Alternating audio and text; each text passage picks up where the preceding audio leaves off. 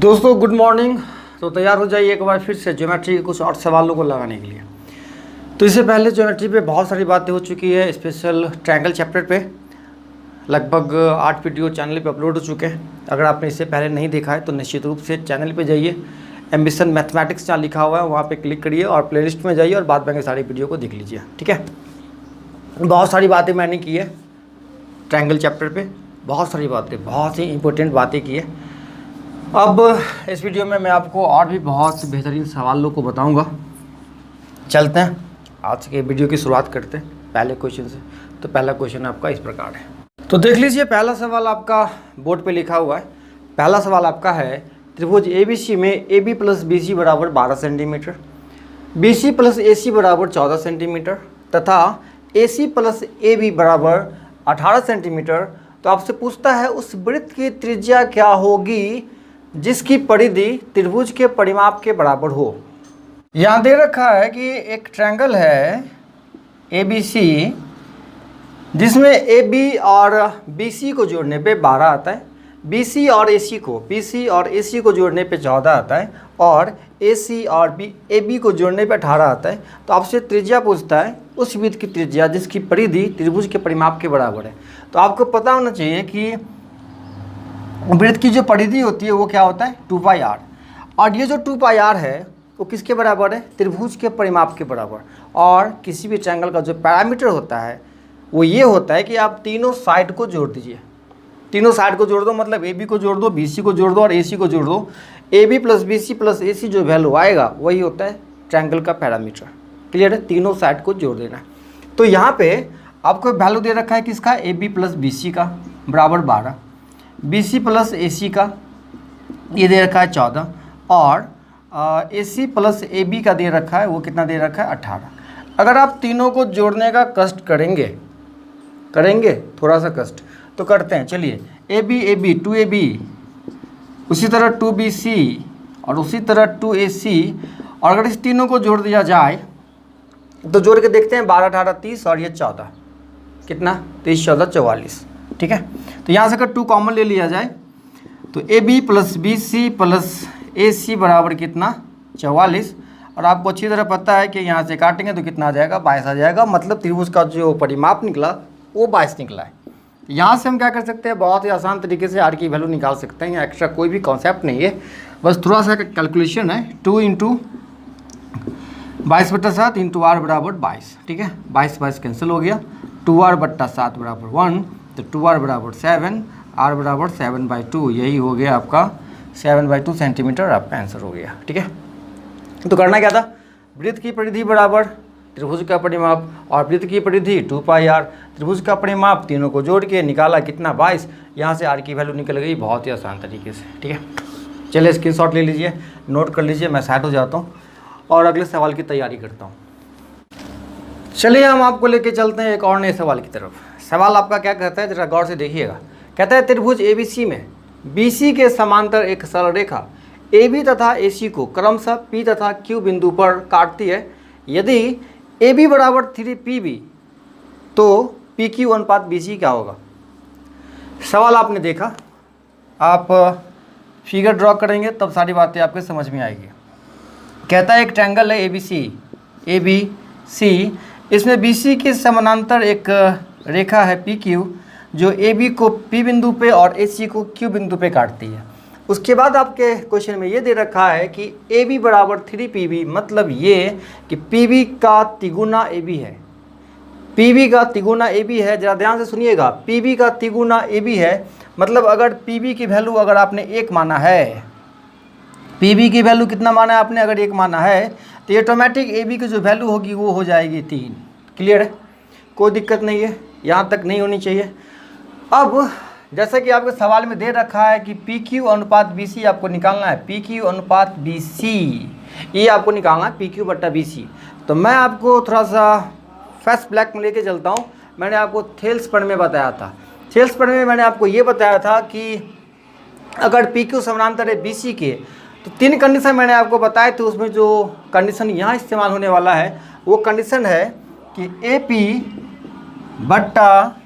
जो होगा, AP/AB देखो इधर से छोटा वाला, इधर से बड़ा वाला, तो छोटा AP, बड़ा वाला AB, यहाँ से छोटा वाला PQ बट्टा BC, PQ बट्टा BC, ये दोनों बराबर होगा। तो आप मुझे बता दो AP की जो वैल्यू है, AP की वैल्यू आपको पता है? नहीं है, कोई दिक्कत नहीं। AB की वैल्यू पता है, AB की वैल्यू 3 है, तो आपने 3 डाल दिया यहाँ पे।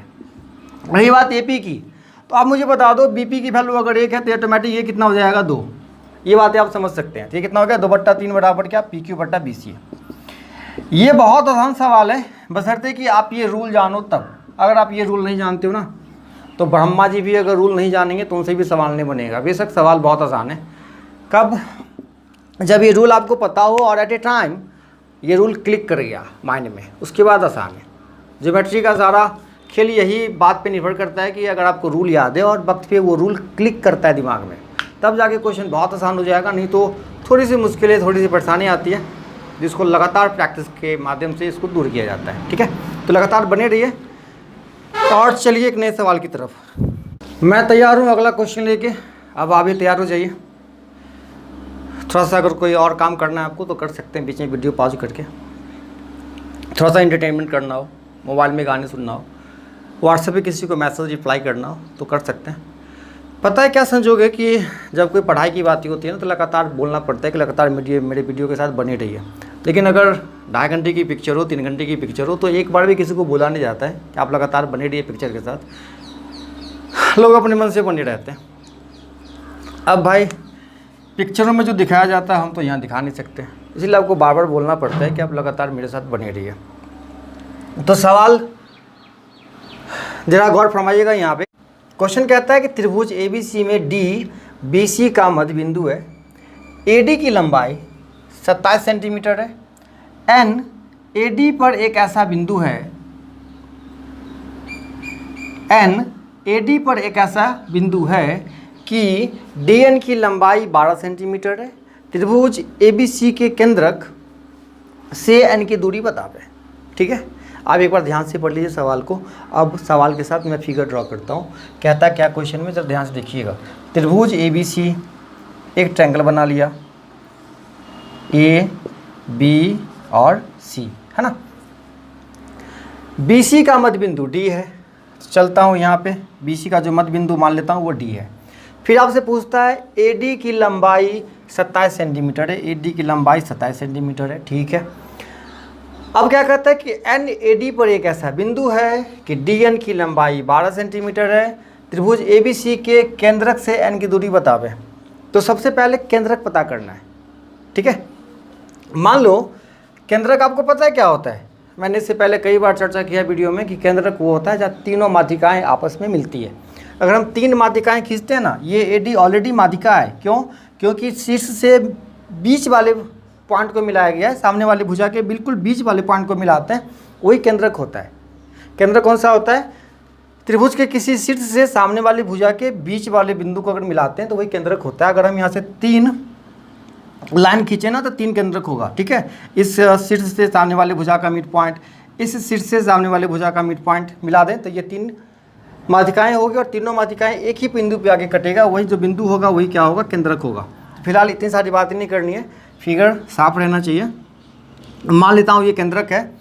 अब केंद्रक जो होता है ना वो 2:1 में विभाजित होता है। कितना अनुपात में? 2:1 में। मतलब ये ऊपर वाला भाग 2 होता है, नीचे वाला भाग 1 होता है। तो 2:1 में अगर हम इसको बांट देते हैं, कितना को? 27 को, क्योंकि AD की लंबाई जो है वो 27 है ना। AD कितना है? 27 है। तो ये पता करते हैं कि O से A की लंबाई कितनी होगी और O से D की लंबाई कितनी होगी। तो 2 1 3 बराबर 27, तो 1 बराबर 9 और 2 बराबर 18। मतलब O से A की जो दूरी होगी वो 18 और O से D की जो दूरी होगी वो कितना? 9। ये 9 और ये 18। ये बातें क्लियर हो गई। ठीक है, अब क्या कहता है सवाल में देखिए, NAD पर एक ऐसा बिंदु है कि DN की लंबाई 12 सेंटीमीटर। मतलब D से N की लंबाई 12 है, मतलब 9 से ये ऊपर जाएगा। तो यहाँ मान लेते हैं N। तो अगर ये D से N की लंबाई 12 है, जरा आप गौर से सुनिएगा, ये 12 है और ये केंद्रक से जो D की दूरी है वो कितना है? 9 है। तो इस केंद्रक से N की दूरी कितना हो जाएगा? ये पूरा 12 में से 9 घट जाएगा। 12 - 9 कितना हो गया? 3। ये हो गया आपका आंसर। मतलब कौन सा आंसर? त्रिभुज के केंद्रक से किसकी दूरी? N की दूरी कितना हो गया? 3 सेंटीमीटर हो गया। ये बहुत ही प्यारा सा आपका आंसर है। यहाँ पे कंसेप्ट कौन सा था, 2:1। ये केंद्रक माध्यिका को 2:1 में क्या करता है, विभाजित करता है। ये बहुत ही इंपॉर्टेंट कॉन्सेप्ट था, ये आपको जानना है। इसके बाद सवाल आसान हो जाएगा। चलिए एक और नए सवाल की तरफ हम आपको लेके चलते हैं। तो चलें एक और नए सवाल की तरफ, चलिए आइए। सवाल कहता है त्रिभुज ABC में कोण A बराबर 90 डिग्री तथा AD perpendicular on BC। AD लंबे BC पे, यदि D भुजा BC पर स्थित है, यदि BC बराबर 8 सेंटीमीटर, AC बराबर 6 सेंटीमीटर, तो त्रिभुज ABC अनुपात त्रिभुज ACD। मतलब ये कहता है कि त्रिभुज ABC का क्षेत्रफल और त्रिभुज ACD का जो क्षेत्रफल होगा उसका अनुपात क्या होगा। चलिए इस सवाल को मेरा ध्यान से देखते हैं। त्रिभुज ABC में कोण A बराबर 90 डिग्री। चलिए एक ऐसा ट्रायंगल बनाते हैं जिसमें ये B है, ये A है और ये C है। ये 90 डिग्री है और कहता है कि AD जो लंब है वो BC पर है। AD जो लंब है वो BC पर है, ठीक है। इससे पहले कई बार ऐसा फिगर बना चुके हैं इससे पहले सवालों में।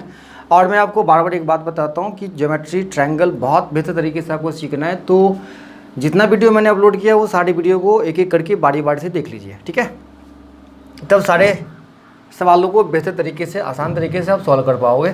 फिर क्या कहता है, यदि BC बराबर 8 सेंटीमीटर, BC ये है, BC बराबर 8 सेंटीमीटर और AC बराबर 6 सेंटीमीटर, ये दे रखा है 6 सेंटीमीटर, तो त्रिभुज ABC का क्षेत्रफल अनुपात त्रिभुज ACD का क्षेत्रफल क्या होगा। तो मैं आपको एक छोटा सा कॉन्सेप्ट बता दूं कि ऐसा जब भी फिगर आप ड्रॉ करना, कभी भी ज़िंदगी में आपके सामने ये सवाल आए कि ऐसा फिगर बनाना पड़े, तो एक बार ध्यान रखना ये बड़ा ट्रायंगल जो है ABC, ठीक है, ABC समरूप होता है ABD के, ठीक है, ABD के, और ये समरूप होता है किसके, ACD के। तीनों त्रिभुज आपस में क्या होते हैं, समरूप होते हैं। और मैंने आपको ये बताया है कि समरूप त्रिभुज के क्षेत्रफल का जो अनुपात होता है, ध्यान से सुनिएगा, समरूप त्रिभुज के क्षेत्रफल का जो अनुपात होता है, ये समरूप त्रिभुज कौन कौन है, ABC और कौन सा है, ACD। तो समरूप त्रिभुज के क्षेत्रफल का जो अनुपात होता है वो संगत भुजाओं के वर्गों के अनुपात के बराबर होता है। तो AC का संगत भुजा कौन हो जाएगा, 8 हो जाएगा, और ACD का कितना हो जाएगा, ACD का 6 हो जाएगा। तो इसका स्क्वायर कर देंगे तो कितना हो जाएगा, 64/36। अगर हम इसको काटने की कोशिश करें तो 4 से काट सकते हैं, 16 चौका 64 और 4 नामा 36। तो आप ये कह सकते हो कि त्रिभुज ABC और त्रिभुज ACD का जो अनुपात होगा वो क्या होगा, 16:9। ये आपका आंसर हो गया। ये ध्यान रखना इन सारी बातों को कि अगर ऐसा फिगर कभी सामने आता है तो ये बड़ा ट्रायंगल, एक छोटे ट्रायंगल, ये सब क्या होते हैं, समरूप होते हैं, ठीक है। और समरूप क्या होता है ये कॉन्सेप्ट मैंने बहुत बेहतर तरीके से बताया इससे पहले। सिमिलर ट्रायंगल का जो कॉन्सेप्ट है आप निश्चित रूप से देख लीजिए। आप नहीं भी देखिएगा तो फिलहाल इतनी सारी बातें अभी आप समझ सकते हैं कि समरूप त्रिभुज के क्षेत्रफल का जो अनुपात होता है उसके संगत भुजाओं के वर्गों के अनुपात के बराबर होता है। तो आज की वीडियो में इतनी सारी बातें आज करेंगे, फिर लगातार मेरे साथ बने रहिए। और एक बात बहुत इंपॉर्टेंट मैं बता दूं कि अगर आपने मेरा चैनल सब्सक्राइब नहीं किया है तो निश्चित रूप से चैनल को सब्सक्राइब कर लें और बेल आइकन प्रेस कर लें। इससे ये फ़ायदा होगा कि इसके बाद जो वीडियो अपलोड होगा चैनल पे उसका नोटिफिकेशन आपको सबसे पहले पहुँच जाएगा, ठीक है। मिलते हैं अगले वीडियो में, तब तक के लिए बाय बाय, सी यू।